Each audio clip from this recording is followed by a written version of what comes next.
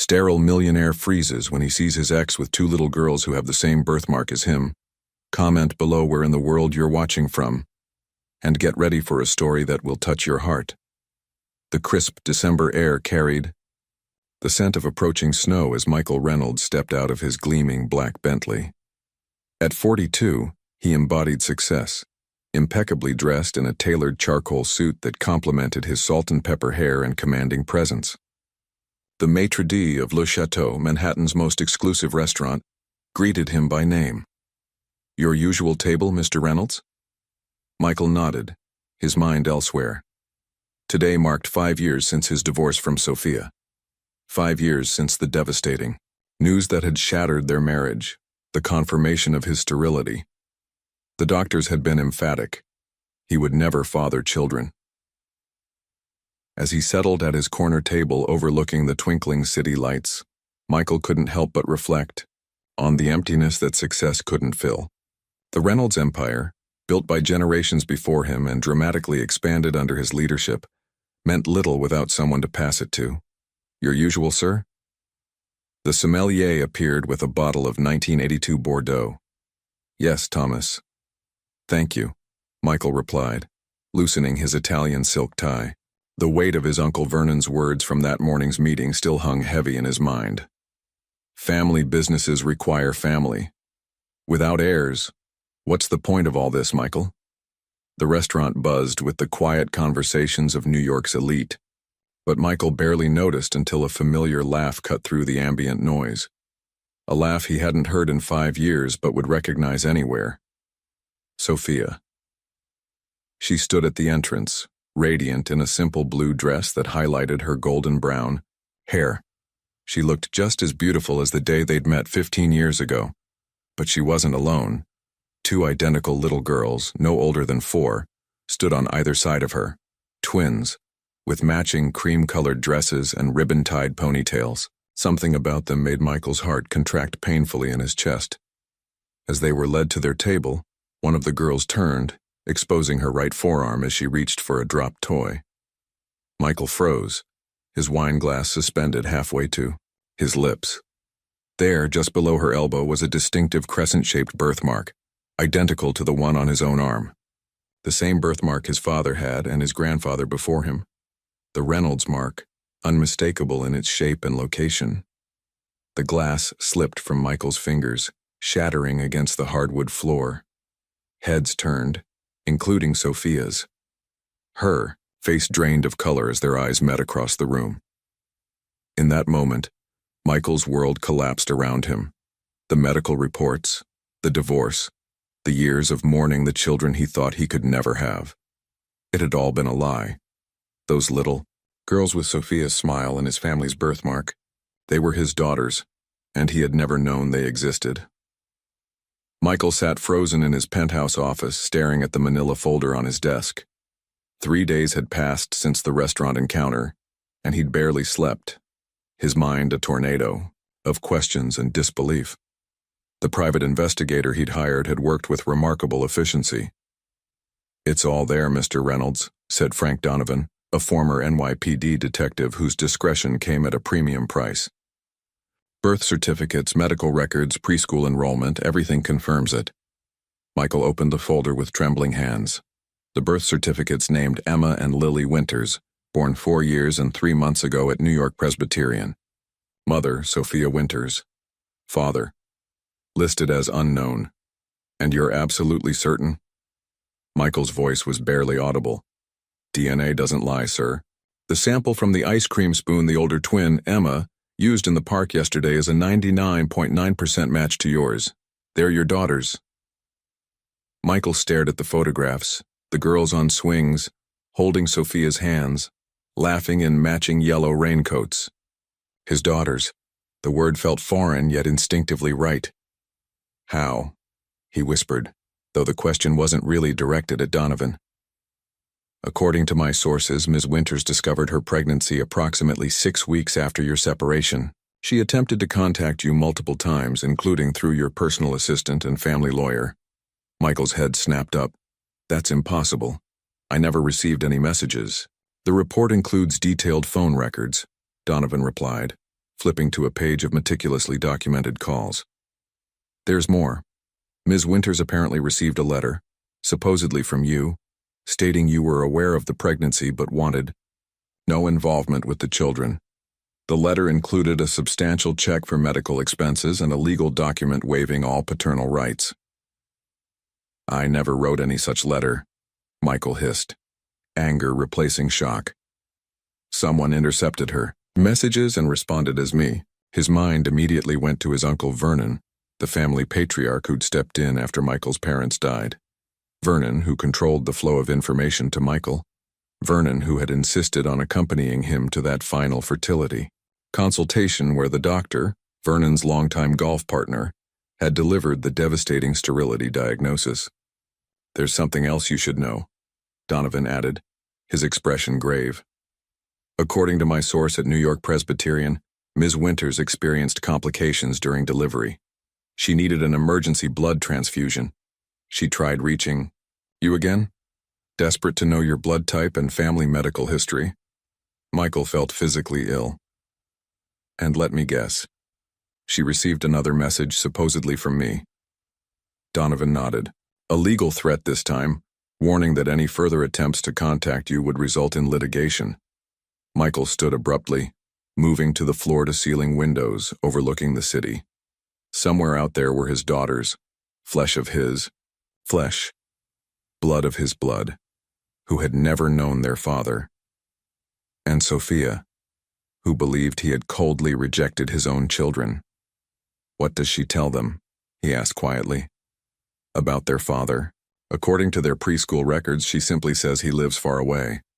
The girls are starting to ask more questions, though.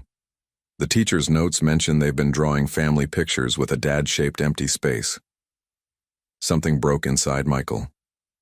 The empty space in those crayon drawings mirrored the hollow in his own chest, a void he'd attributed to career exhaustion, but now recognized as something more profound. Find me everything on the Reynolds Family Medical Trust, he commanded, steel entering his voice. And get me the complete records from that fertility clinic. Someone orchestrated this, someone who knew exactly what they were taking from me. As Donovan gathered his materials, Michael made a silent vow to his unknown daughters. He would uncover the truth. He would make things right. And whoever had stolen these precious years from him would pay dearly for their betrayal. The Reynolds Industries headquarters occupied 50 floors of gleaming steel and glass in Midtown. Michael bypassed security with a curt nod, his fury propelling him past startled executives who scrambled out of his path. His assistant, Natalie, hurried behind him. Sir, your uncle's in a board meeting. Perfect, Michael replied, voice glacial. He pushed open the mahogany doors of the conference room without knocking. 12 board members looked up in surprise while Vernon Reynolds, 70 and still imposing with his silver mane and calculated smile, merely raised an eyebrow. Michael, this is unexpected, Vernon said smoothly. We're discussing the Asian expansion. Everyone out, Michael commanded. Except you, Uncle. Something in his tone brooked no argument. The board members filed out, confusion evident in their whispers. When the door closed, Vernon sighed.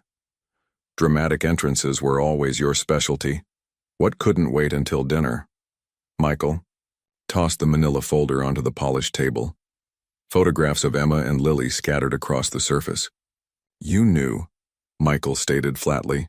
All this time, you knew I had daughters. Vernon's expression didn't change, but his fingers tightened slightly around his fountain pen, a tell Michael recognized from countless negotiations. I see you've met Sophia's children, Vernon replied carefully. My children, Michael corrected, voice dangerously quiet. Children I was told could never exist because I was supposedly sterile, a diagnosis from your personal physician, as I recall. Vernon stood, walking to the window overlooking the empire the Reynolds family had built. You were poised to take this company global. Your father never managed it. I never managed it. But you had the vision, the drive. Children would have been a distraction. The casual admission stunned Michael into momentary silence. A distraction? He finally managed. You falsified medical reports. You intercepted Sophia's messages. You forged letters in my name rejecting my own daughters. Vernon turned, his expression hardening. I protected your future, our family's legacy. They are my legacy. Michael slammed his palm on the table. 4 years, Uncle. 4 years of their lives I can never get back. Be reasonable, Vernon said dismissively. What would you have done? Abandoned your responsibilities here for diaper duty? Become a part-time CEO to attend preschool plays? The girl was already gone. The divorce was finalized. Her name is Sophia, Michael growled. And she left because we both believed we couldn't have what she wanted most. A family. She wasn't Reynolds' material, Vernon replied coldly. Not ambitious enough, not connected enough. The divorce was inevitable. Michael stepped closer, his voice dropping to a whisper. You orchestrated everything, the fertility tests, the separation, all to keep me focused on your ambitions. Our ambitions, Vernon corrected. Everything I've done has been for this family. Michael laughed bitterly. No. Family is those two. Little girls with my birthmark and their mother who thought I abandoned them. That's family. This, he gestured around the opulent boardroom, is just business. Vernon's eyes narrowed. Don't be naive. Those children need nothing from you now. Disrupt their lives, and you'll only cause damage. Focus on what matters. I finally am, Michael replied, turning to leave. And Vernon? Consider this your notice. I'm coming for everything you took from me. For 3 days, Michael circled Sophia's modest brownstone in Park Slope, gathering courage. The tree-lined street with its bicycles and strollers seemed worlds away from his sleek Manhattan penthouse. Today, he finally approached the blue door, heart hammering against his ribs.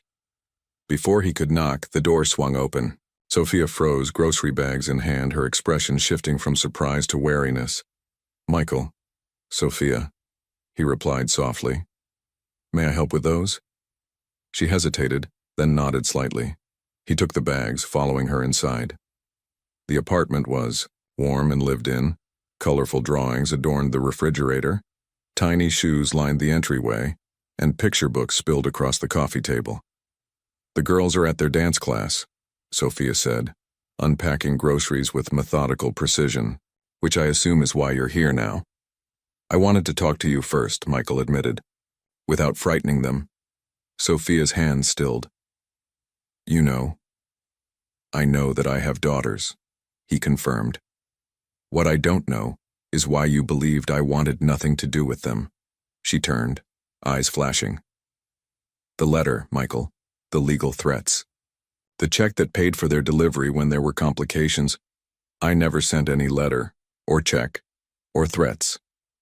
He stepped closer.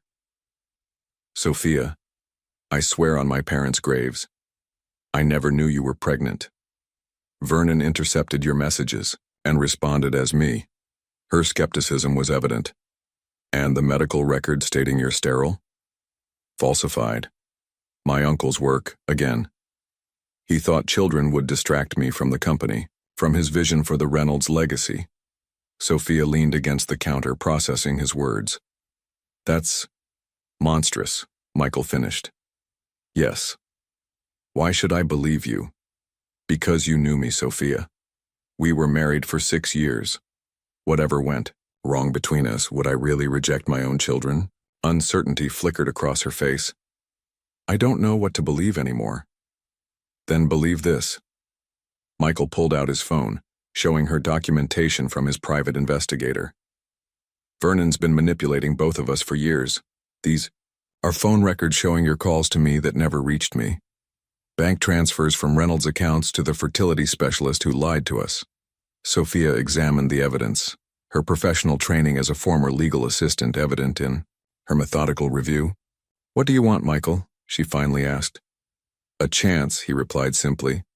To know my daughters, to be their father. You can't just appear in their lives and then vanish when business calls, she warned. They've already started asking about their dad. I won't let them be hurt. I'm not asking for custody or to disrupt their routines. Michael assured her. Just time, stories, birthday parties, the chance to see them grow. The sound of a key in the lock interrupted them. Sophia's eyes widened. "That's them with my neighbor," she whispered. "They're back early." "Should I go?" Michael asked, suddenly terrified of the meeting he'd been anticipating for days. Sophia studied him, then made a decision. "No, stay.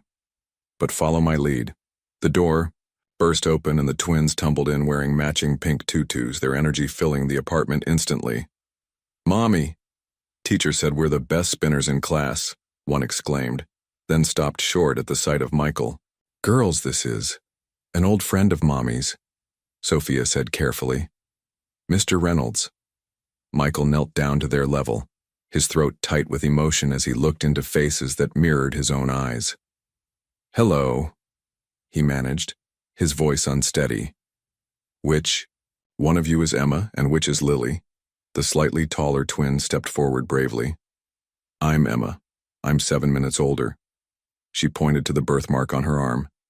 "And I have this special mark." "It's very special indeed," Michael replied, carefully rolling up his sleeve to reveal his matching mark. Both girls gasped, their eyes widening in wonder at this inexplicable connection to the stranger in their kitchen. The basement storage facility of Reynolds Tower felt like a tomb.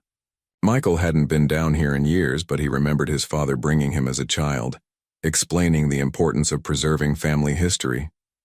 "These records go back 5 generations, his father had said proudly. "A Reynolds never forgets where they came from." Now, surrounded by dust-covered boxes and filing cabinets, Michael felt a renewed connection to those words. Natalie, his assistant, followed with a flashlight as they navigated the labyrinth of family archives. "What exactly are we looking for, sir?" she asked, her loyalty evident in her willingness to spend Saturday evening in this forgotten place. "Anything from 5 years ago," Michael replied. "Specifically, correspondence from Sophia that never reached me." They worked methodically, sorting through financial records, property deeds, and correspondence. After 3 hours, Natalie's voice broke the silence. "Mr. Reynolds, I think I found something." She handed him a small lockbox labeled Personal VR. Vernon Reynolds. Michael used his master key, and the box opened with a click. Inside were dozens of unopened envelopes, all addressed to him in Sophia's familiar handwriting. His hands trembled as he opened the first one, dated just weeks after their separation. "Michael, I know we ended things badly, but there's something you need to know. I'm pregnant. The doctor confirmed it yesterday. Twins. I understand if you need time to process this. Please call me when you're ready to talk. Sophia." Michael's throat tightened as he opened another. "Michael, it's been 3 weeks since my last letter. I've called your office 17 times. Your assistant says you're unavailable. I don't understand. Even if you want nothing to do with these babies, I need your family medical history. Please, Michael." Sophia. Letter after letter documented her growing desperation, her confusion at his silence, her heartbreak at his apparent rejection. The final letter contained a sonogram image of 2 tiny forms. For the father who doesn't want to be found. "They're girls, Michael. Your daughters." "He kept everything," Michael whispered, anger coiling inside him. "He watched her suffer. Watched me grieve the children I thought I'd never have." Deeper in the box, Michael found medical files with his name. He paged through them, his fury growing with each doctored report and falsified test result. Every piece of evidence confirmed what he now knew. Vernon had orchestrated an elaborate deception to keep him focused on the company, sacrificing any chance at the family Michael had desperately wanted. Most damning was a handwritten note from Vernon to Dr. Harrison. "Ensure results show complete sterility. M must focus on company future, not family distractions. Standard compensation applies." "He bought my doctor," Michael said in disbelief. "My own uncle." Natalie, who had been examining other documents, handed him a folder. "Sir, there's more. These are amendments to your father's will, dated 3 months after his death. The original gave you full control at 40. These revisions give Vernon oversight until you produce an heir or reach 50. The pieces clicked into place. Vernon hadn't just separated Michael from his children, he'd engineered a scenario where Michael believed he could never have heirs, ensuring Vernon's continued control over the Reynolds empire. "We need copies of everything," Michael instructed, his voice steady despite the storm inside him. "And Natalie? Find me everything on Vernon's personal finances for the past decade. If he manipulated this, there's no telling what else he's done." They worked. Michael's phone chimed with a text from Sophia.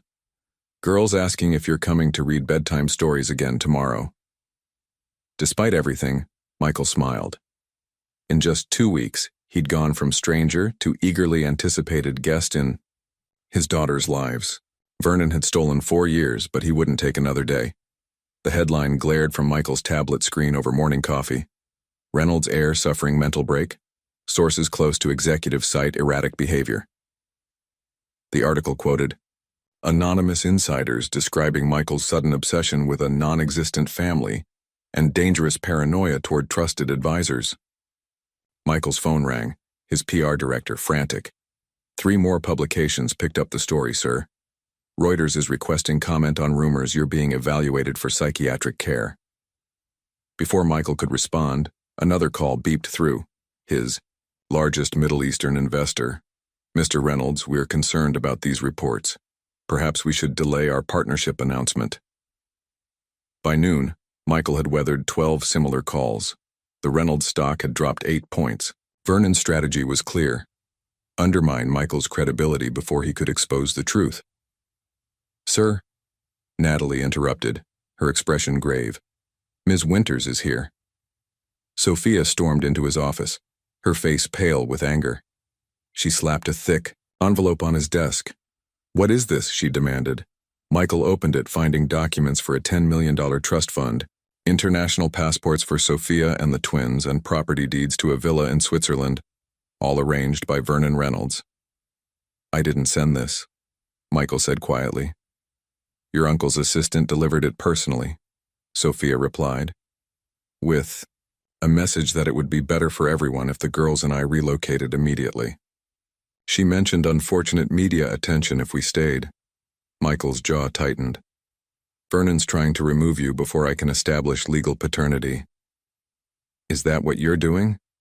Sophia asked sharply. "No," Michael assured her. "I told you. I just want to know them." But Vernon sees them as threats to his control. Sophia paced the office. "The girls came home crying yesterday because a photographer was taking pictures at their preschool. This morning, someone called asking about the Reynolds heirs. Michael, they're 4 years old." "I'll handle it," he promised, reaching for his phone. "Like you handled the press calling me a gold digger?" Sophia challenged. "The article mentioned me by name, Michael. My boss saw it. My neighbors. The other parents." Michael stopped, recognizing the real fear beneath her anger. "I'm sorry," he said quietly. "I never thought Vernon would target you directly." "What did you expect?" She gestured toward the window where photographers had gathered below. "You're a Reynolds. Your family practically owns this city." "Let me send security to your apartment," Michael offered. "Just temporarily." Sophia hesitated, then shook her head. "No. The girls would ask questions. They don't need to know their world is turning upside down because adults can't behave civilly." Her phone chimed with a text message. Sophia's expression shifted as she read it. "Claire," she explained. "The girl's teacher. She's asking about rumors that Mr. Reynolds is actually their father." Michael moved to stand beside her. "Sophia, I know this isn't what you wanted, but I can't let Vernon separate us again. Not when I'm just getting to know them." Unexpected tears filled Sophia's eyes. "They ask about you every day now. When is Mr. Michael coming back?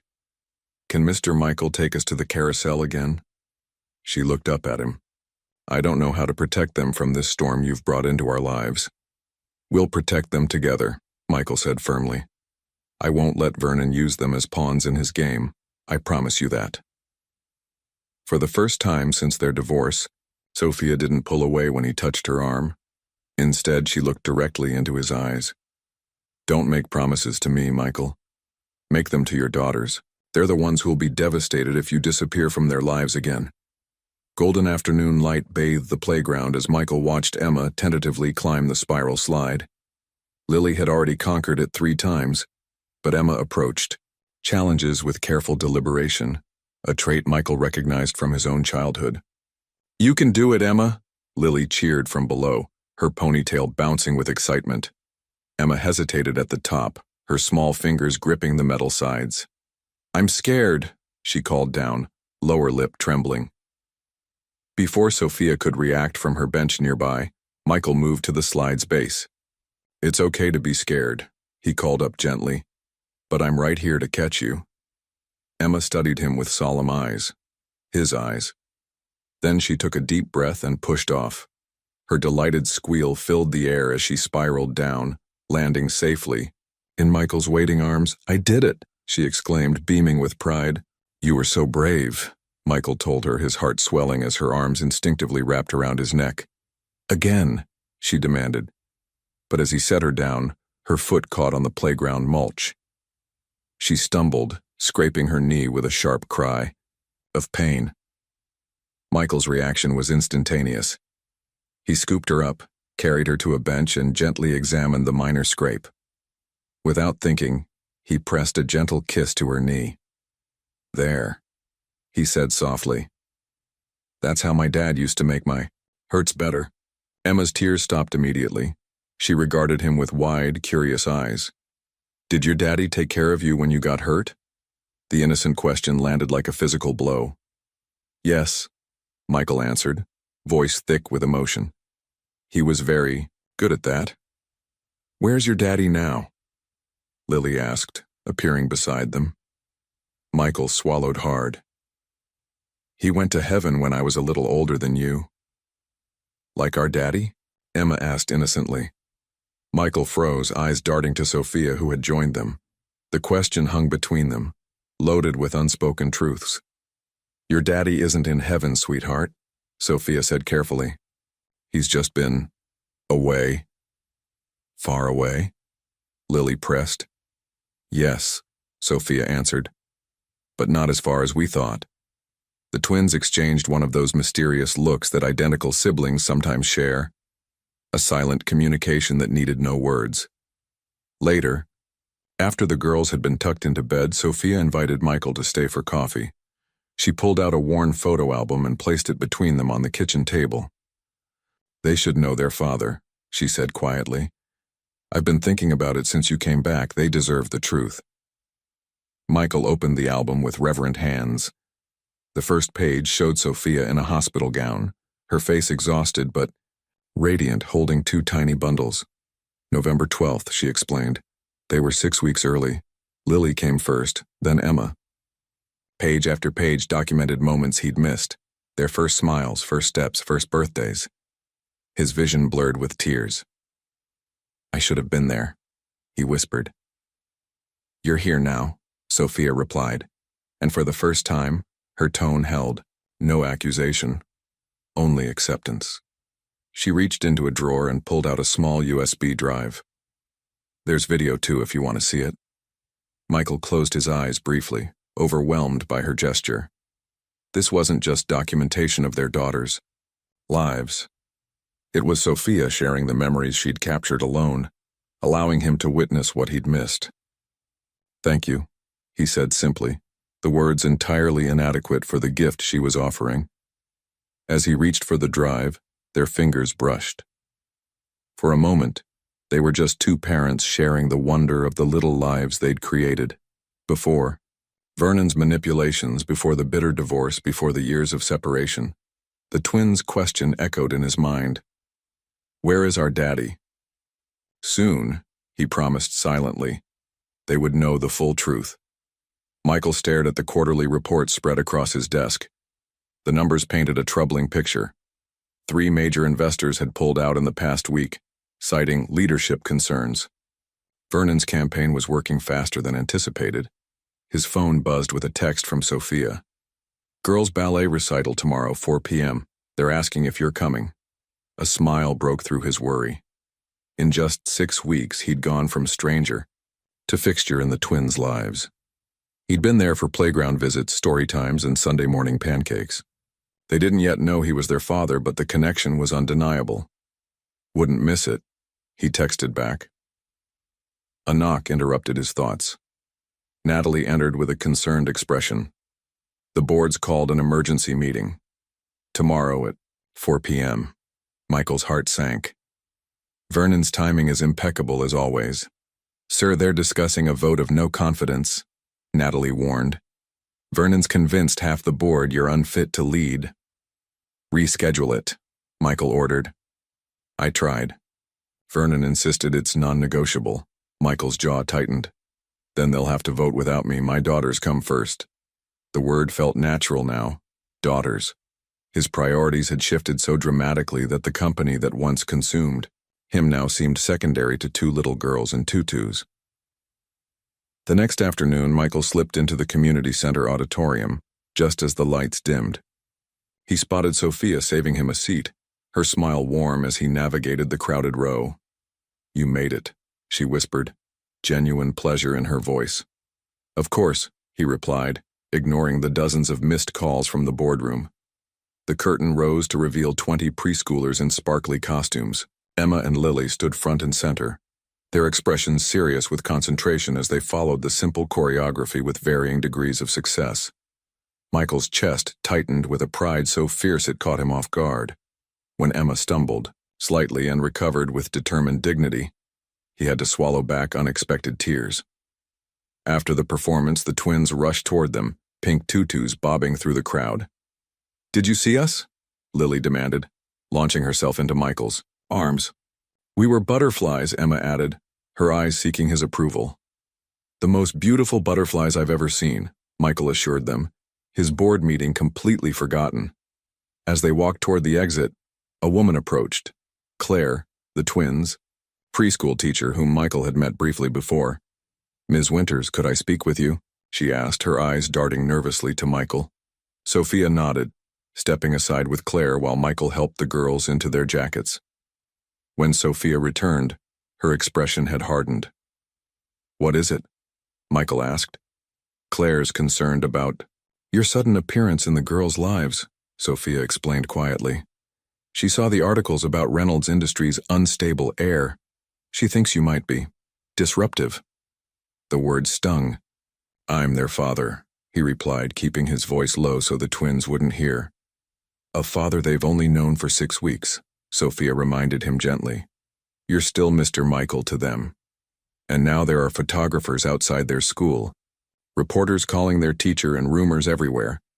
Michael felt his world tilting dangerously. Vernon wasn't just threatening his company. He was poisoning the brief stability Michael had built with his daughters.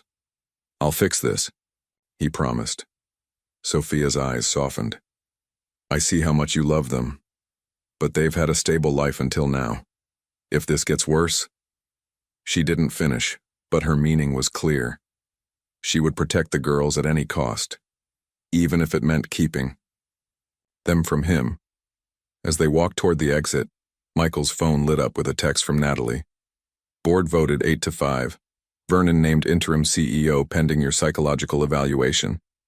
Michael pocketed the phone without responding, watching his daughter skip ahead, blissfully unaware that their newfound world was on the verge of collapse. The sky darkened with an approaching storm as Sophia paced her living room. The manila envelope that had arrived that morning lay open on the coffee table, its contents spread out like evidence at a crime scene. Court documents with Michael's signature requesting emergency custody of Emma and Lily. Private investigator reports detailing Sophia's finances, routine, and social life. Flight itineraries to Portugal, where the Reynolds family owned a secluded estate.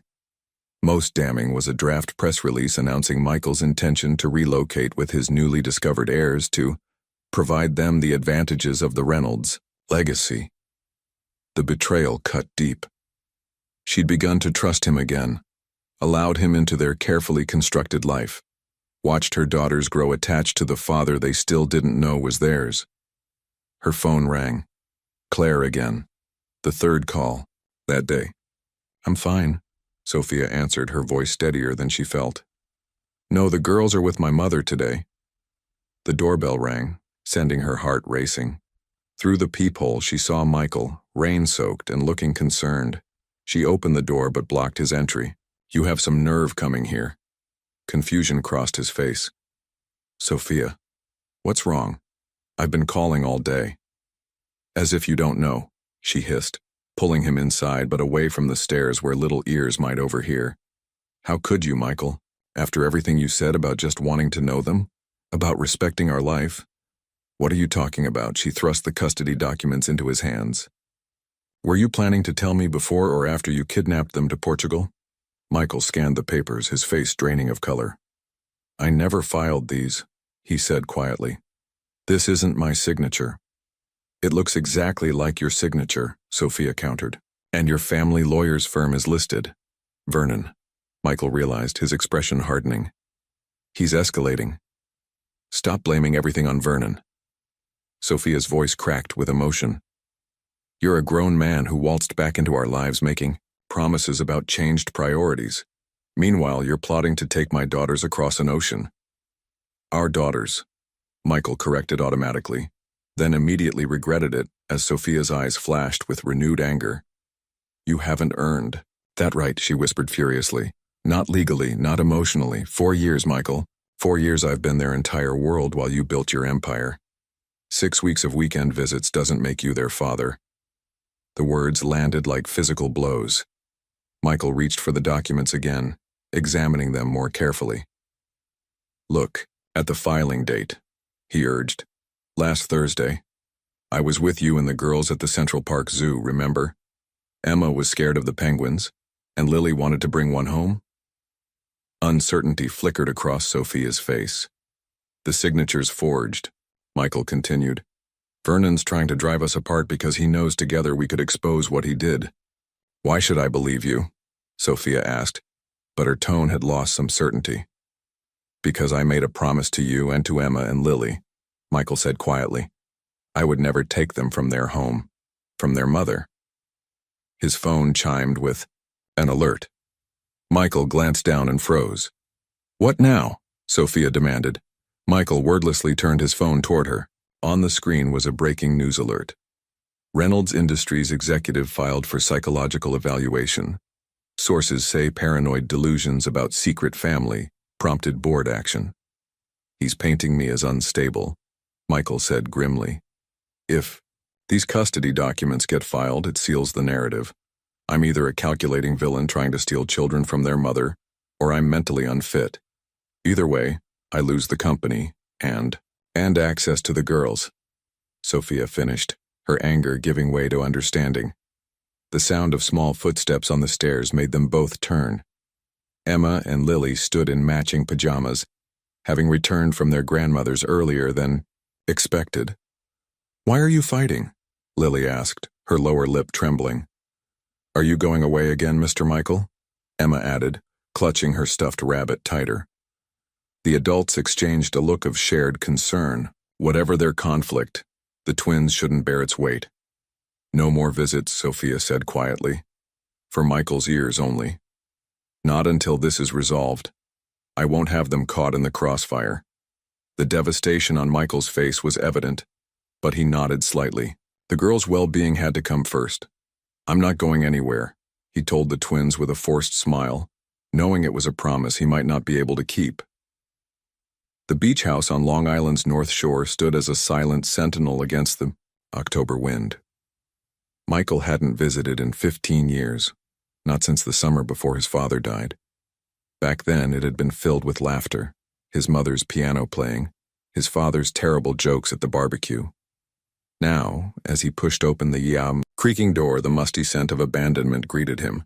Furniture draped in white sheets resembled ghosts of a happier past. It seemed an appropriate metaphor for his life. Everything valuable covered and forgotten. 3 weeks had passed since Sophia had shut him out of the twins' lives.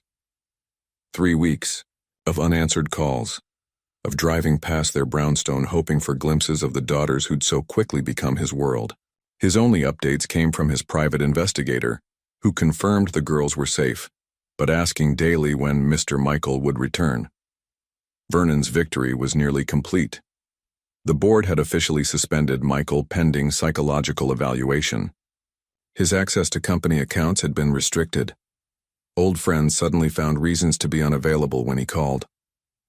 Michael dusted off a framed photograph on the mantel, his father at this very beach, teaching 10-year-old Michael to fish. Robert Reynolds had been a giant in Michael's eyes, balancing the demands of the family empire with genuine presence in his son's life. Until cancer took him at 48, leaving 16-year-old Michael in Vernon's calculating hands. In the EIDI adjacent study, Michael found his father's old desk untouched. He ran his fingers along the polished wood, remembering how his father would work here on summer evenings, the windows open to catch the ocean breeze. On impulse, he pulled open the bottom drawer, his father's private drawer, always locked when he was alive. Inside was a leather journal Michael had never seen. The first entry was dated just months before his death. Vernon pushing again for Asian expansion. Told him family comes first. We'll build the empire at a sustainable pace or not at all. Michael's baseball championship matters more than quarterly projections. Michael turned the pages with trembling fingers, his father's handwriting bringing his voice back to life. Another argument with Vernon today. He doesn't understand that I created this company to serve the family, not sacrifice the family to serve the company. Michael will inherit more than buildings and bank accounts. He'll inherit my values or none of it matters. As he read, a pattern emerged. Vernon had been pushing Robert just as he'd pushed Michael. Always more expansion, more profit, more legacy. Robert had resisted, prioritizing his wife and son over Vernon's grand ambitions. The final entry, dated 1 week before his father's death, struck Michael like a physical blow. Terminal diagnosis confirmed. 6 months at best. Vernon already positioning himself as Michael's mentor. Must speak with lawyers tomorrow about protecting Michael's inheritance and ensuring Vernon doesn't reshape the boy in his image. The company was only ever meant to support our family's happiness, not become our reason for existence. Must make sure Michael understands this before it's too late. But it had been too late. Robert died suddenly from complications, leaving no time for that crucial conversation.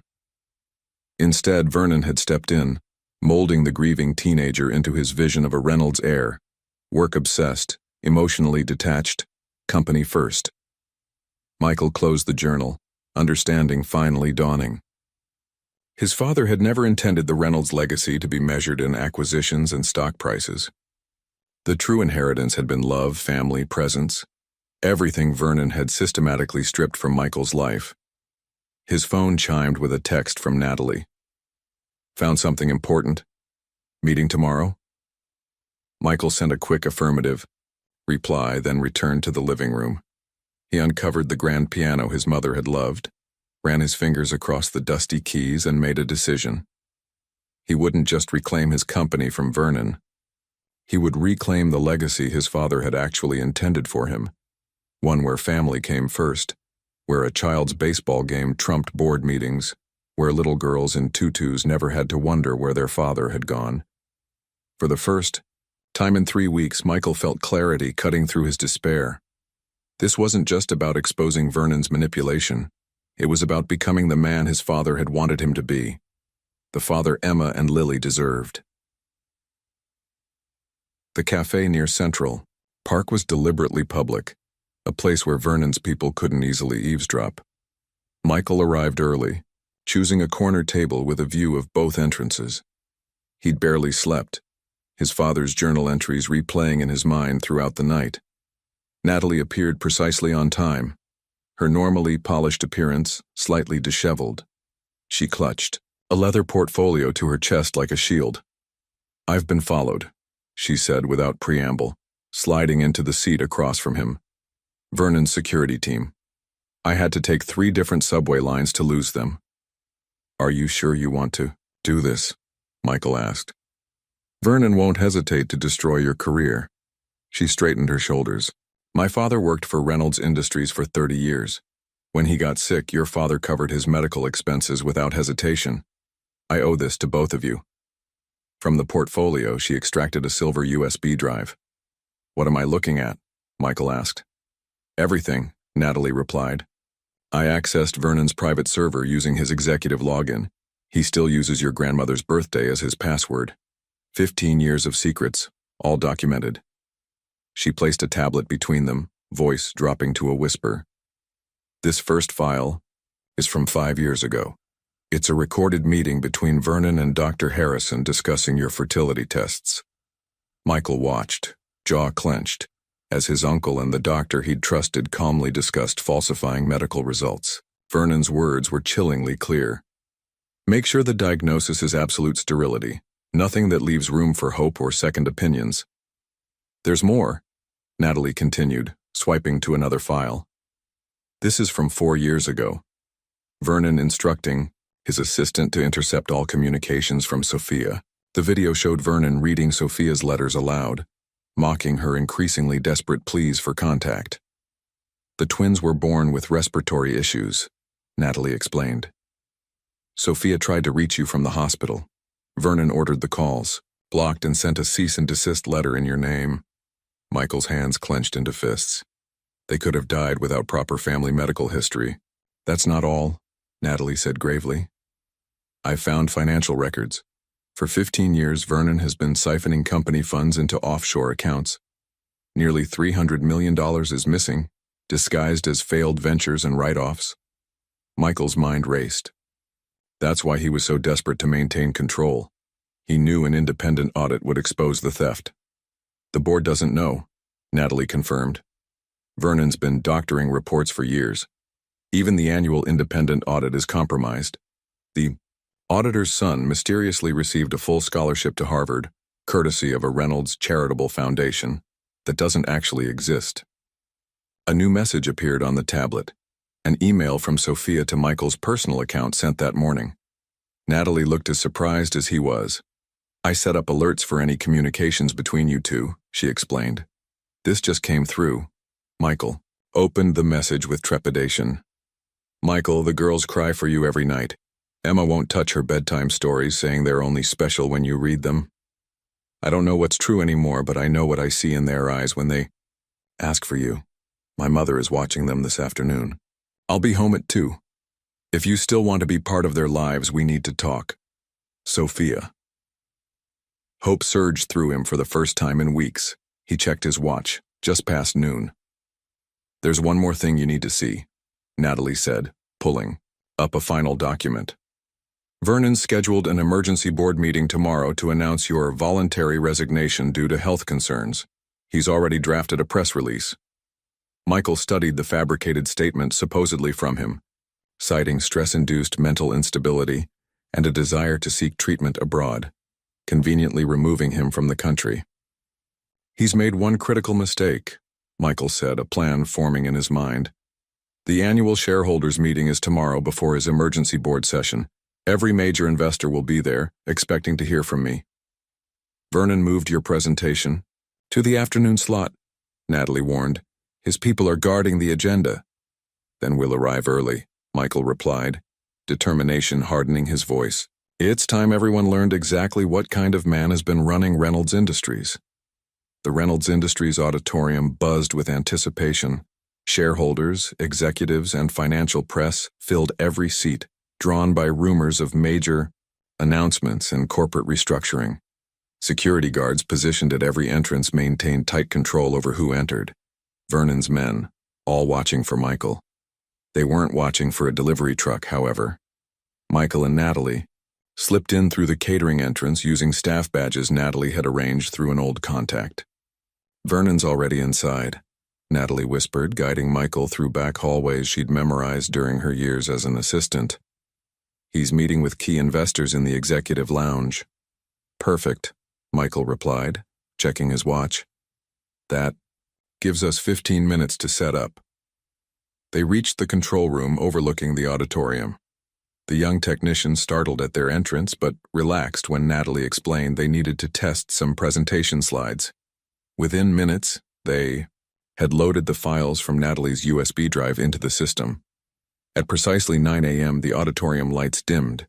Vernon strode confidently to the podium, his silver hair perfectly coiffed, his custom suit impeccable. the image of distinguished leadership.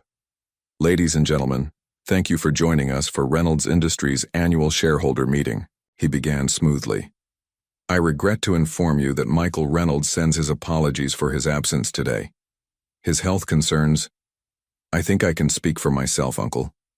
Michael's voice rang out as he emerged from the side entrance, walking purposefully toward the stage. A murmur rippled through the crowd.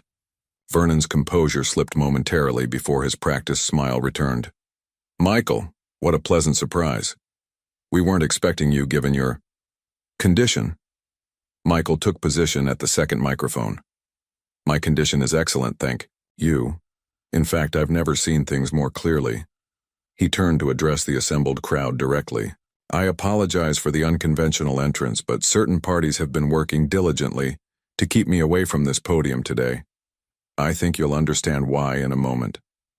With a nod to Natalie in the control booth, the large screen behind them illuminated with the first video, Vernon instructing Dr. Harrison to falsify medical records. Vernon lunged for the controls, but Michael stood firm. Before anyone makes assumptions about doctored videos, every file I'm sharing today has been authenticated by 3 independent digital forensics experts. Their signed affidavits have been distributed to each of you. The shareholders watched in stunned silence as the evidence mounted: Vernon's systematic manipulation, the intercepted communications from Sophia, the faked psychological evaluations. For 5 years, Michael continued, his voice steady despite the emotion behind it, I believed I could never have children due to medical reports ordered and paid for by my uncle.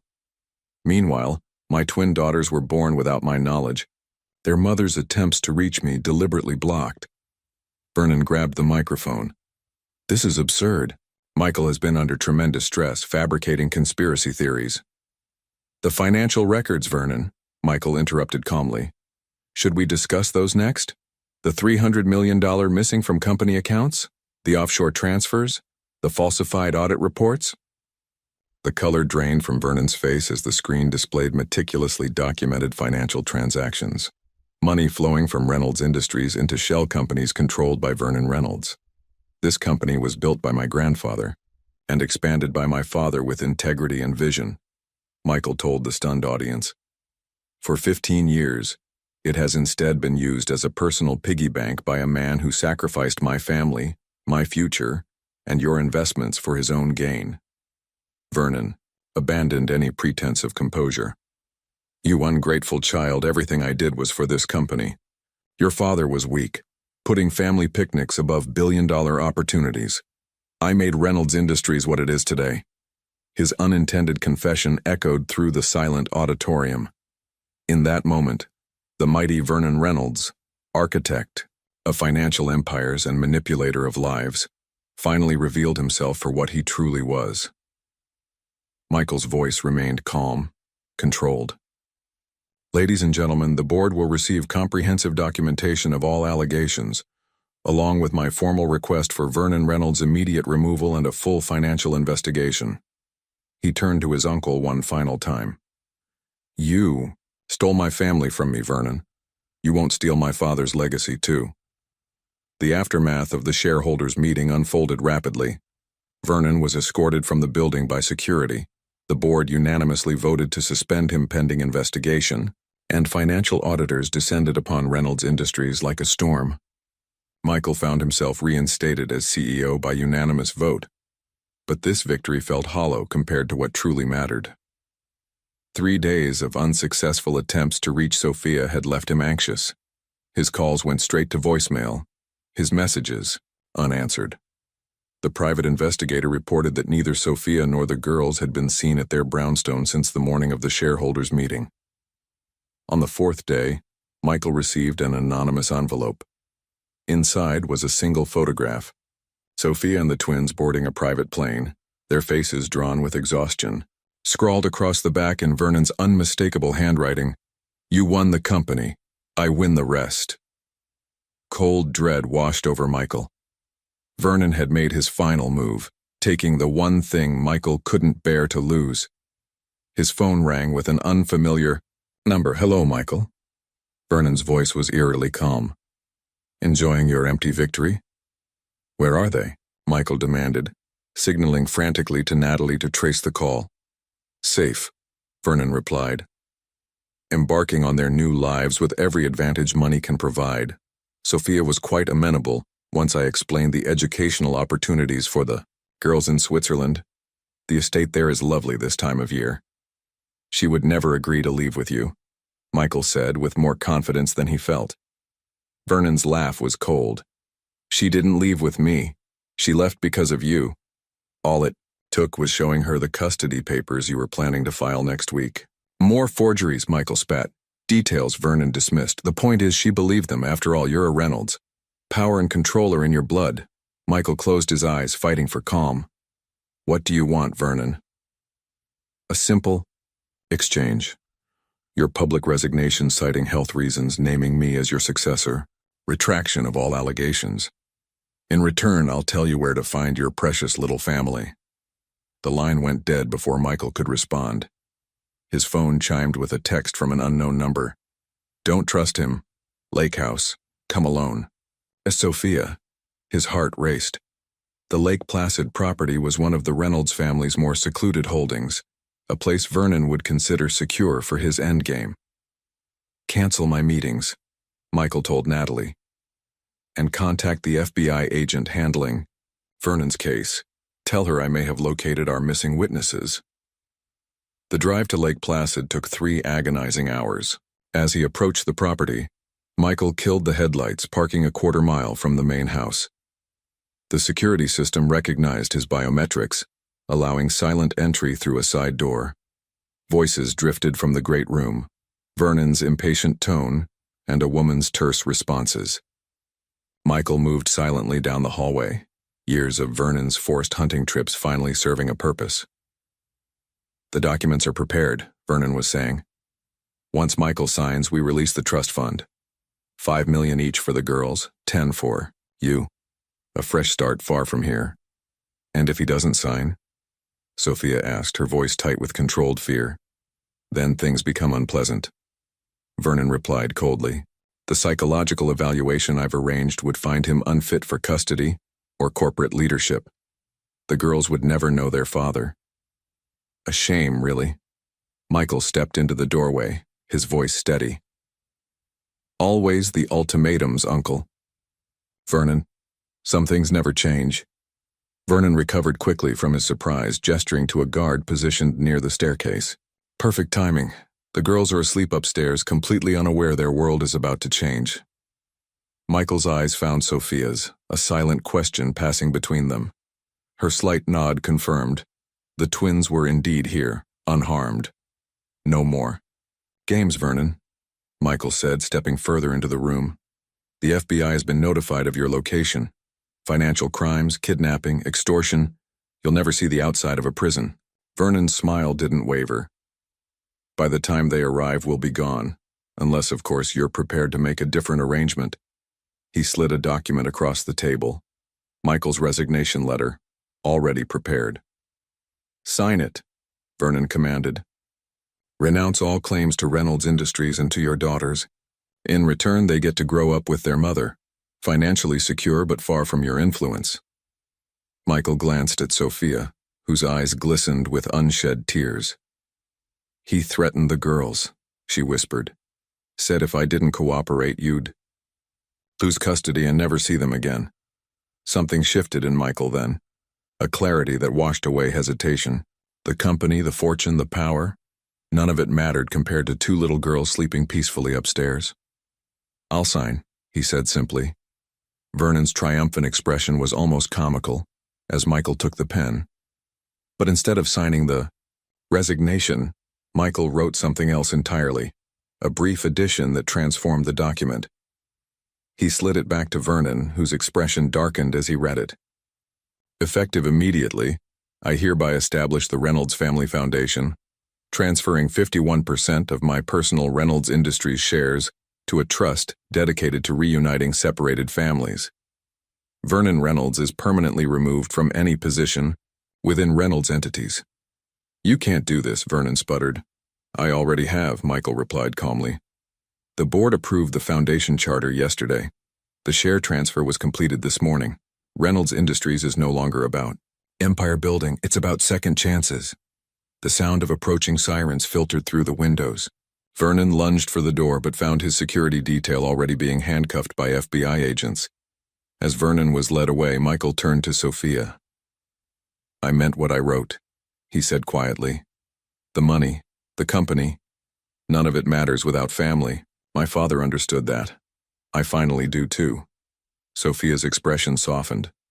"The girls have been asking for their daddy every day." "Their daddy?" Michael repeated, hope rising in his voice. "It's time they knew the truth," Sophia said, taking his hand. "It's time we all had a second chance." 1 year later, the autumn sun cast golden light across the expansive lawn behind Michael's Long Island beach house, his father's favorite place. Children's laughter mingled with the sound of waves as Emma and Lily, now 5, chased each other through piles of fallen leaves. Michael watched from the porch, a quiet contentment warming him more than the cup of coffee in his hands. The past year had transformed everything. Vernon now faced 15 years in federal prison for financial crimes and attempted kidnapping. Reynolds Industries had emerged stronger under new leadership focused on ethical business practices, but the real transformation was personal. "Daddy, look what we found," Emma called, racing toward him with Lily close behind. Both carried seashells, of varying shapes and sizes, treasures from their morning beach exploration. "These are spectacular," Michael enthused, examining each one with exaggerated interest. "Perfect for our collection." "Mom says we need to wash them first," Lily reminded him solemnly. Of the twins, she was the rule follower, the planner, so, much like Michael himself, that it sometimes startled him. "Mom is absolutely right," he agreed. "Why don't you take them to the kitchen sink?" As they scampered inside, Sophia joined him on the porch, wrapping a cardigan around herself against the October breeze. "The foundation director called," she said, settling into the chair beside him. "The Davis family received their final approval yesterday. Another successful reunification." Michael nodded, satisfaction warming his chest. The Reynolds Family Foundation had already helped 20 separated families navigate legal hurdles to reunite, providing financial and legal support where the system had failed them. "Your father would be proud," Sophia said softly, as if reading his thoughts. Since discovering Robert Reynolds's journal, Michael had shared its contents with her, helping both understand the true legacy he'd inherited. "I hope so," Michael replied. "I keep thinking about those years we lost with the girls. No one should experience that kind of separation." They shared a comfortable silence, watching gulls circle above the water. Their relationship had evolved into something neither had anticipated. Not the rekindling of romance, but a deep partnership built on their shared love for Emma and Lily. Michael now lived in a modest home 10 minutes from Sophia's brownstone, allowing for easy co-parenting. He'd stepped back from daily operations at Reynolds Industries, taking a position on the board that allowed him to influence company direction without sacrificing time with his daughters. Every Wednesday evening was daddy dinner. Every Saturday, a family outing. Every other weekend, an overnight stay. The stability of this schedule had allowed the twins to flourish, their initial confusion giving way to the simple joy of having both parents present in their lives. "Tell Daddy about your school project," Sophia called to the twins as they emerged from the house with clean shells. "We're making a family tree," Emma announced proudly. "Miss Parker says we can put pictures of everyone we love on it. Even Uncle Thomas and Aunt Natalie," Lily added, referring to Michael's former driver and assistant who had become extended family over the past year. "And Grandpa Robert," Michael said gently. "Even though you never met him, he's an important part of our family story." As the afternoon light softened, the four of them walked along the shoreline together. Michael lifted Lily onto his shoulders while Emma skipped ahead with Sophia. The pattern they made, not a perfect nuclear family, but something honest and real, filled him with a contentment no corporate achievement ever had. Far down the beach, a solitary figure watched them. Vernon, recently granted temporary release to attend his sister's funeral. He observed for a moment the family he had tried to destroy, now stronger for having been tested. Then he turned away. finally understanding what he had sacrificed at the altar of ambition. Michael never noticed him. His world was complete, right here in the laughter of his daughters and the peaceful understanding he'd found with Sophia. Together, they had discovered that family wasn't defined by perfection, but by the choice to love despite the imperfections, a lesson worth more than any fortune